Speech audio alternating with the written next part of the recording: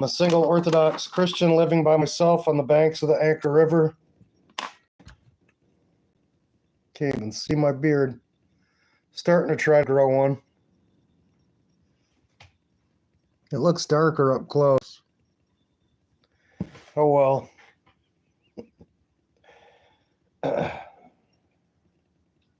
So hope everyone's doing good tonight. And I'm going to read about a warrior Orthodox monk, Alexander Perezvet and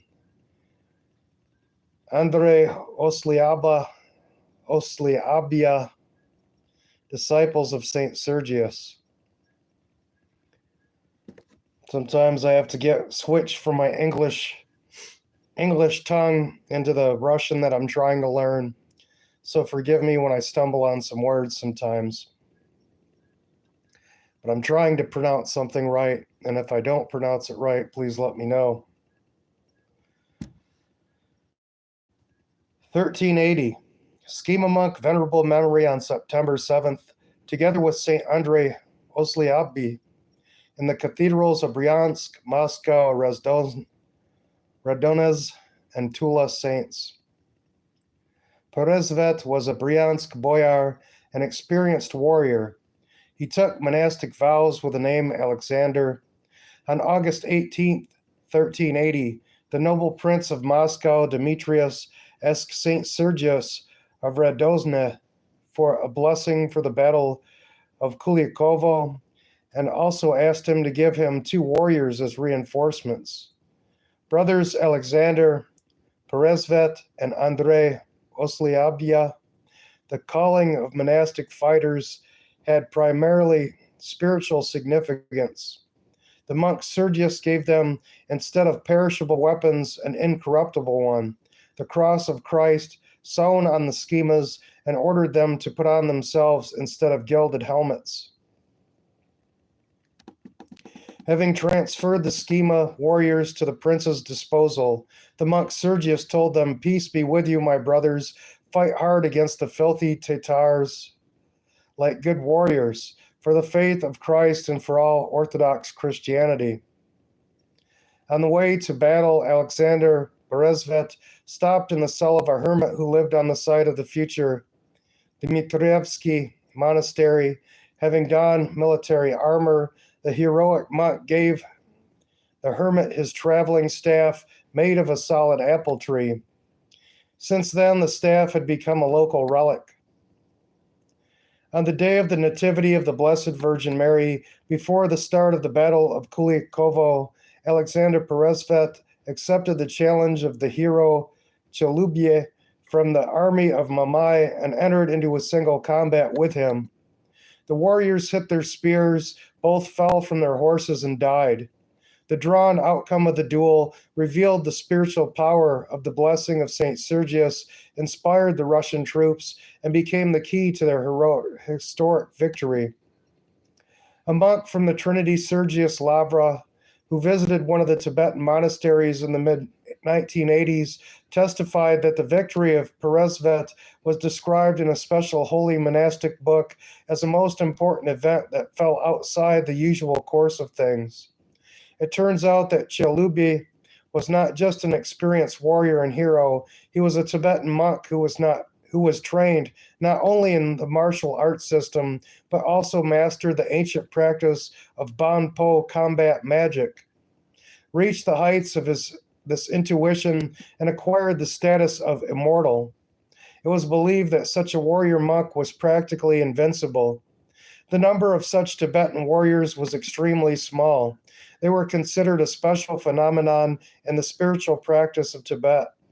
This is why it was Chalubi who was put up for single combat with Perezvet in order to spiritually break the Russians even before the start of the battle.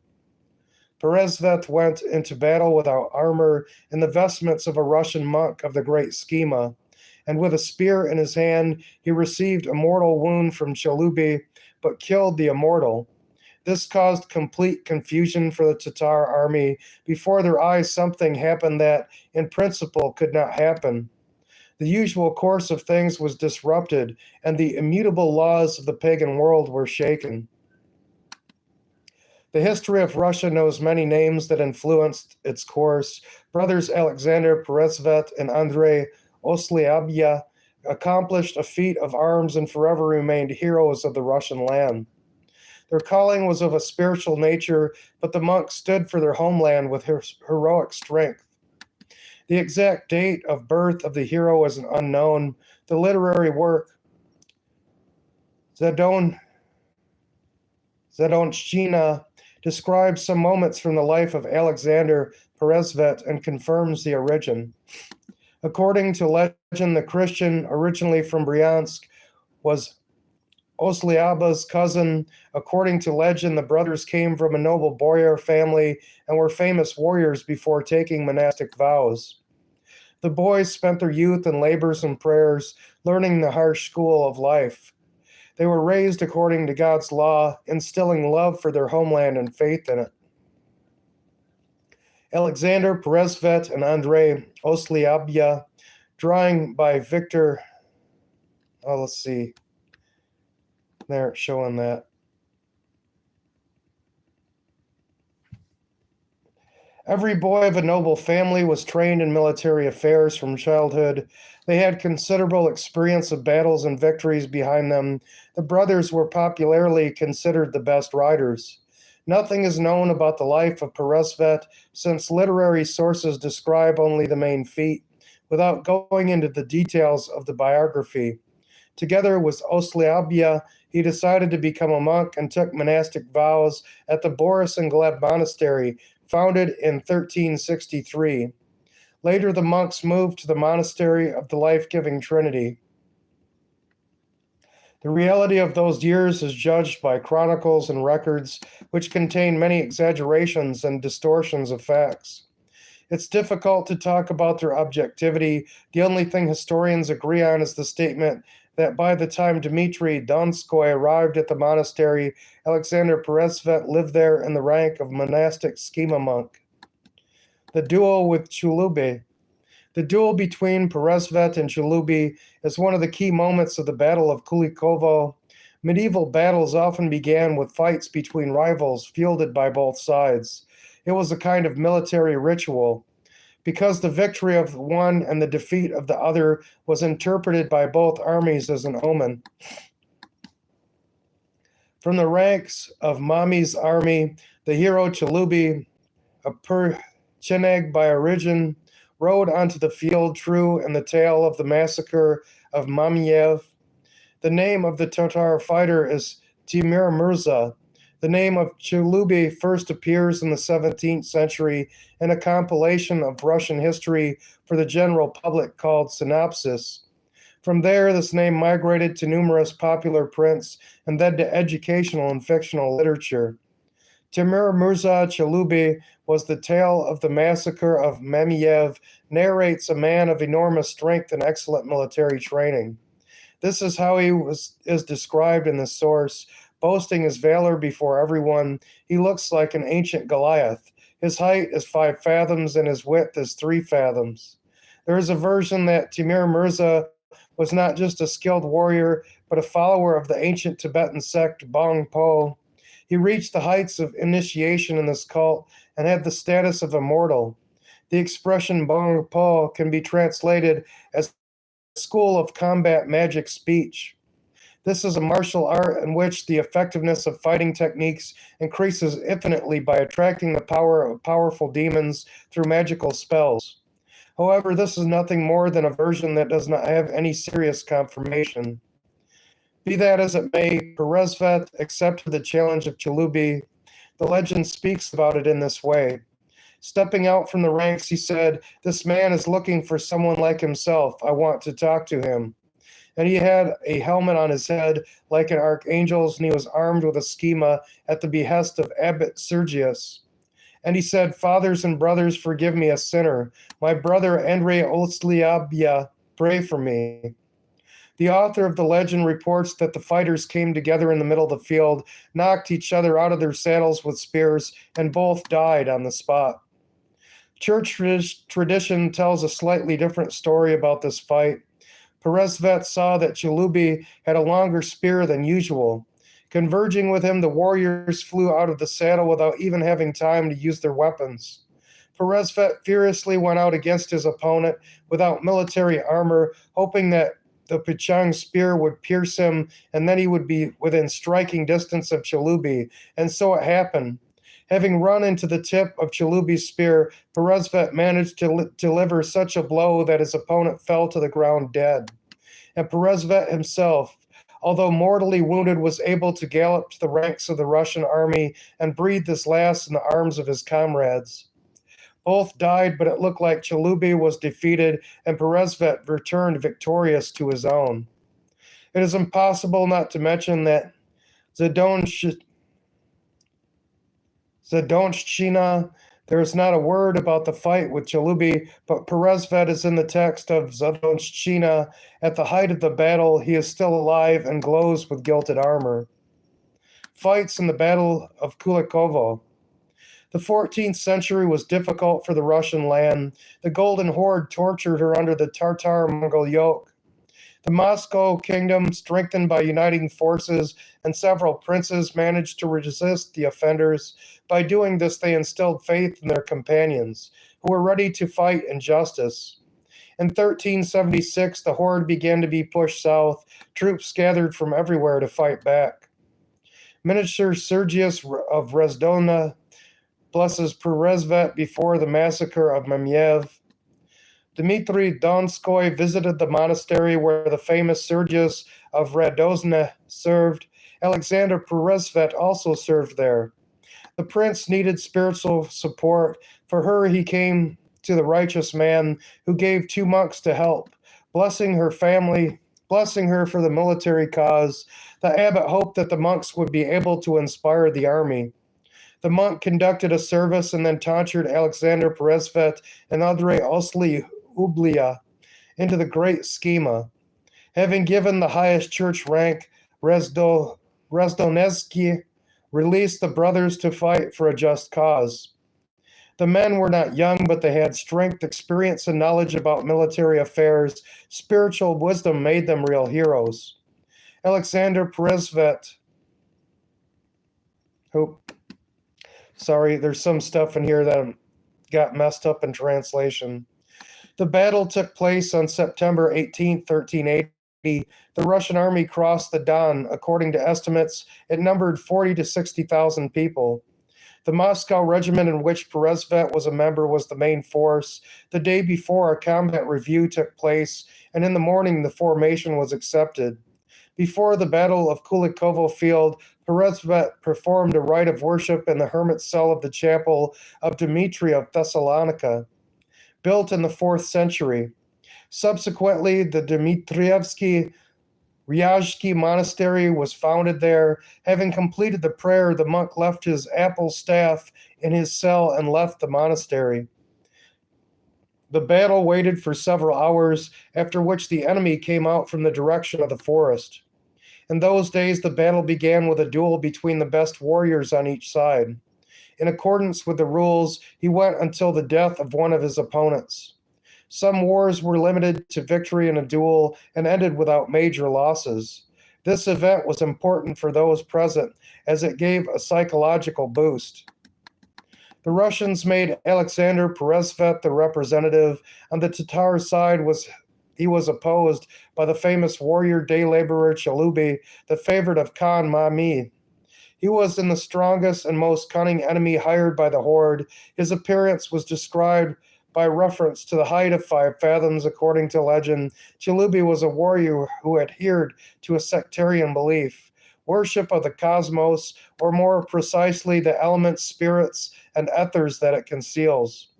Among like-minded people, the warrior occupied one of the primary places. Therefore, he was often exhibited in fights. Chalubi was the personification of strength increased by the spirit and God's will. Before the battle on the Kulikovo field, the hero did not know defeat and was known for his well-aimed javelin throw. During the duel, the rivals rode towards each other on horses and, putting their spears forward, rushed at full speed. At the decisive moment of the collision, Peresvet and Chulubi simultaneously thrust their weapons into each other, but the Russian warrior managed to stay in the saddle longer, and this marked the victory. Duel between Peresvet and Chulubi. According to one of the beliefs, Peresvet deliberately did not put on armor, deliberately sacrificing himself. Knowing that the enemy's cunning and the elongated spear, he understood that he would quickly be defeated, and the blade would easily pierce him, making it possible to reach Chulubi. Protected only by an orthodox cross and a monastic robe, the knight won and fell, reaching his comrades.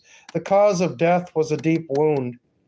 The victory of Peresvet strengthened the spirit of the soldiers, and they managed to put the Tatars to flight. Thousands of representatives of the enemy side were killed. The battle played a big role in confronting the horde. It motivated the Russian princes to unite in the fight for their homeland. The Battle of Kulikovo served as the starting point for the overthrow of the Tatar-Mongol yoke and the liberation of Rus. Alexander Blok, in a note to his famous cycle on the Kulikovo field, wrote, "The Battle of Kulikovo belongs to the symbolic events of Russian history. Such events are destined to return." Probably no one has said this more insightfully. 665 years ago, on October 12 in Moscow, the son of Ivan Kalita, Ivan Ivanovich, gave birth to a boy named Dmitri in baptism. A very frightening reality surrounded him. Rus was conquered, fragmented, and devastated. In addition, constant civil strife and fratricidal struggle for power again and again plunged arrows into the wounded body of Rus. Brothers Boris and Gleb, the first Russian saints, canonized by that time as martyrs, passion bearers, were a silent reproach to their contemporaries and foolish descendants.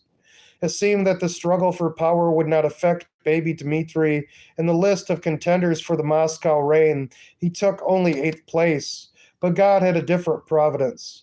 Just 3 years later, at the beginning of 1353, Moscow was swept by an epidemic of pneumonic plague, which at the time was raging throughout Europe. The Black Death. This is the name the epidemic received in history. It did not spare the Grand Duke of Vladimir Simeon and all his sons, and brother Andrei Ivanovich. This cup passed for Ivan Ivanovich and his family. Apparently, the Lord, through the intercession of father and son, Princes Alexander Nevsky and Danil of Moscow, not yet canonized saints, on behalf of their descendants, could not allow the disappearance of the entire family. Otherwise, the Moscow Principality would have been escheated, and Moscow's leading role would not have taken place. Thus, Ivan Ivanovich, nicknamed by his contemporaries Red, there is a version that the nickname was given to the prince due to his exceptional appearance. Red, handsome according to other versions. The other origin of the nickname is more prosaic. The prince was born a week after Easter on Krasnaya Gorka, and the chronicles there are also some other names of Ivan Ivanovich that speak about his character, merciful and meek. His son Dmitri became the first heir to the Moscow throne. Ivan Ivanovich reigned for a relatively short time, only 6 years.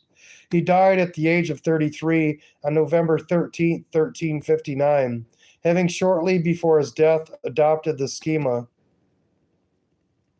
Sergei Kirillov Dmitry Dosky. Dmitry, who was only 9 years old, became the formal head of the principality. His upbringing was supervised by his mother, Princess Alexandra, the future Saint Alexei Biakont, Metropolitan of Moscow, who played a huge role in the political and church life of that time. It's remarkable that the successor of the then baby Simeon, early chronicle sources say that this was the name given to the future saint at baptism, was John Danilovich, Dmitry's grandfather, who later received the nickname Kalita. This is the connection with the family of Moscow princes. Later, Metropolitan Alexei would become the patron of the entire ruling dynasty, and indeed the entire power uniting around Moscow. The church situation at the time was extremely complex. The Russian church was dependent on Constantinople, and archpastors were often not independent in making decisions. For example, Metropolitan Alexei waited in Constantinople for almost a year for the patriarchal letter officially installing him as Metropolitan of Kiev and all Rus. After some time, he was forced to go to Constantinople again to confirm his rights in a dispute with a Lithuanian Metropolitan Roman, a protege of Prince Olgerd. Lithuania and the Horde tried to fragment the Moscow Principality from two fronts. The foreign policy situation was also tense. In addition to the constant pressure on the Horde, the Principality of Lithuania was rapidly gaining strength in the west. The rulers of Lithuania, without abandoning paganism, the already mentioned Prince Olgerd, for example, according to the legend, was baptized only on his deathbed, and according to German historical sources, he died a pagan. Skillfully maneuvered between Orthodoxy and Catholicism, trying to split the Russian metropolis in their own interests. Now it's hard to imagine, but in 1362, the Grand Duke of Lithuania, Olgerd Gediminovich, having defeated three Horde princes, including Kiev, Podolia, Posemye, and South Pereyaslavy, into his state, ending the tributary dependence of these lands on the Golden Horde. In addition, Olgerd sought to gain independence from Rus. In church affairs, the Synod of Constantinople in July 1361 assigned the western bishoprics of Lithuania, Polotsk, Turov, and Novgorod bishoprics, and the diocese of the Little Rus to Olgerd's protege, Metropolitan Roman. Roman's dispute with Alexei over Kiev ended only with Roman's death in 1362. Moreover, the Principality of Lithuania, on the one hand, being the conductor of the confessional and political plans of the Vatican in relation to Rus, on the other, pursued a policy of maneuvering between strong foreign policy players in its own interests. Thus, it can be argued that Lithuania and the Horde tried on two fronts to fragment the Moscow Principality and keep it at a tributary level of development. The internal political situation was also extremely difficult. Sites changed hands. Young Dmitry went to the Horde in the winter of 1359-1360. The new ruler of the Horde, Navruz, decided to give the label for the great reign of Vladimir to Andrei Konstantinovich of Nizhny Novgorod, and not to Dmitry. Andrei Konstantinovich, in turn, renounced his reign in favor of his younger brother Dmitry, Prince of Suzdal. The Principality of Galicia and part of Rostov were transferred by the Khan to other princes. Thus, the borders of the Moscow Principality actually returned to 1327. That is, to the time before Ivan Khalida received the label for the reign of Vladimir. In such a difficult situation, the reign of Dmitry Ivanovich began. The relationship between Dmitry Ivanovich and Dmitry Konstantinovich naturally was not easy. But when the Muscovites helped the latter defend Nizhny Novgorod, Dmitry Konstantinovich renounced his claims to the great reign of Vladimir. And on January 18, 1367, a very important event happened in the life of Dmitry Ivanovich. He married Evdokia of Suzdal, daughter of Dmitry Konstantinovich. The happy 22-year union produced 8 sons and 4 daughters. Relations with the Tver Principality were also difficult. On the one hand, Mame constantly speculated on the Grand Ducal label, playing on the interest of the Moscow Prince Dmitry Ivanovich and Tverskoy Mikhail Alexandrovich. At the same time, the Principality of Lithuania acted in the interests of Tver, including military assistance.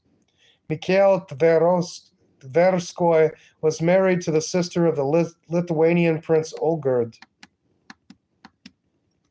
Despite such a difficult situation and the conditions of intertwining foreign policy with domestic policy, Dmitry Ivanovich managed to strengthen his position. First of all, he subjugated many Russian princes and thereby became a recognized political leader in Rus. He also gradually achieved economic independence from the horde. At first, he managed to negotiate with Mamai to reduce the tribute and later to completely abolish it. And finally, the power of the Moscow prince was confirmed by his military victories. In 1376, he besieged the Volga city of Bulgar. The Tatar army was forced to capitulate, pay indemnity, and accept the tribute collector. And in 1378, on August 11, on Ryazan land near the Volga River, the troops at Mamai to Rus suffered a crushing defeat. But significant events also took place in the horde at this time. By the second half of the 14th century, the horde had noticeably weakened, lost territory, and split into several khanates. In addition, bloody dynastic feuds constantly occurred between the descendants of Khan and Jochi.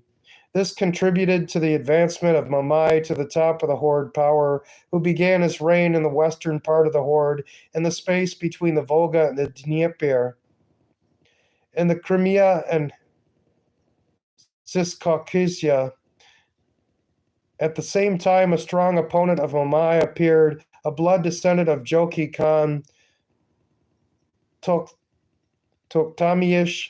By 1380, he captured Sarai, threatening his further advance into the western half of the Ulus. In such a situation, the autocratic Mamai had no choice but to strengthen himself with Russian resources, take Moscow, and then oppose the dynastically legitimate Khan. Russian cities send soldiers to Moscow. Fragment of the Yaroslavl icon Sergius of Razdona was the life. In the summer of 1380, Mamai set out with his huge army, with all the princes of Ordinsky, and with all the strength of the Tatar and Polovtsian. Moreover, he hired troops, Besserman and Arman, Friaz and Cherkasy and Bertasi, and with him in one mind, the great prince of Lithuania, Legalio Ogrodovich, and with the power of Lithuania and Liatsky, with them in unity, and Prince Oleg Ivanovich Riazansky. According to some sources, the number of the horde army was up to 100 to 150,000 people.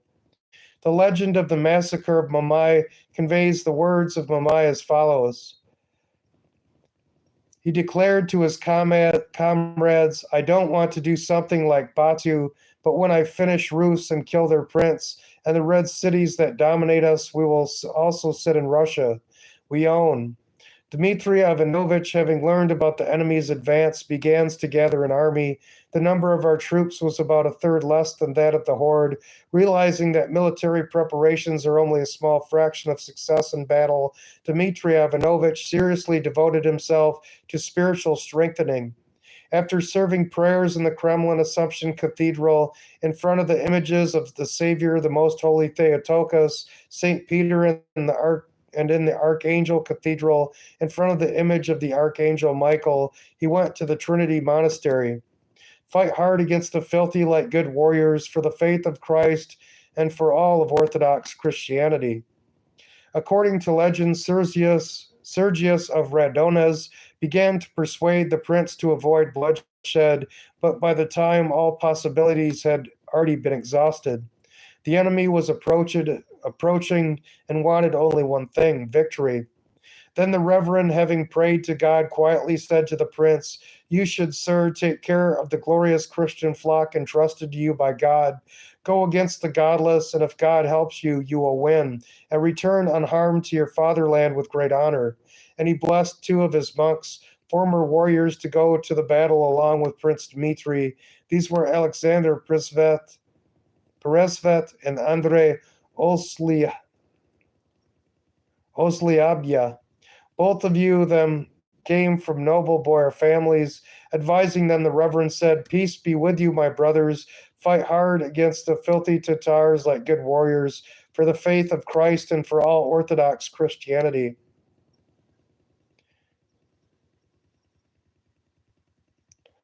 The battle took place on the Kulikovo field between the Don and Nepriadva rivers and began on September 8th, the day of the celebration of the Nativity of the Blessed Virgin Mary.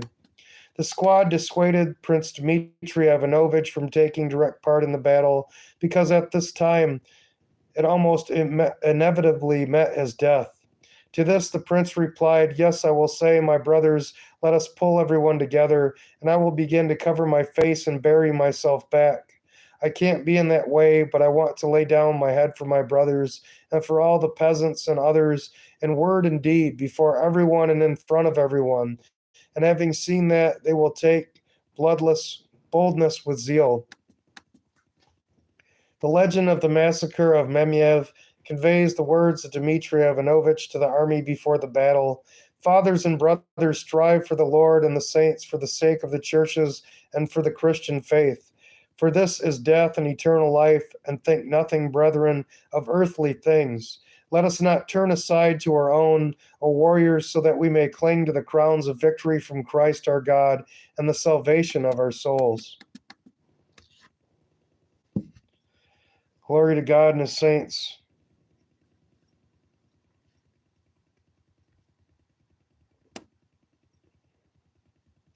Thanks for joining me, brothers and sisters. I'll do a different reading. I know this one was kind of hard to follow. There's a lot to it, and some of the translations weren't so great in this one, so forgive me. We'll do another reading here in a little bit. I'm going to close this one out, and thank you so much for joining me. God bless you all.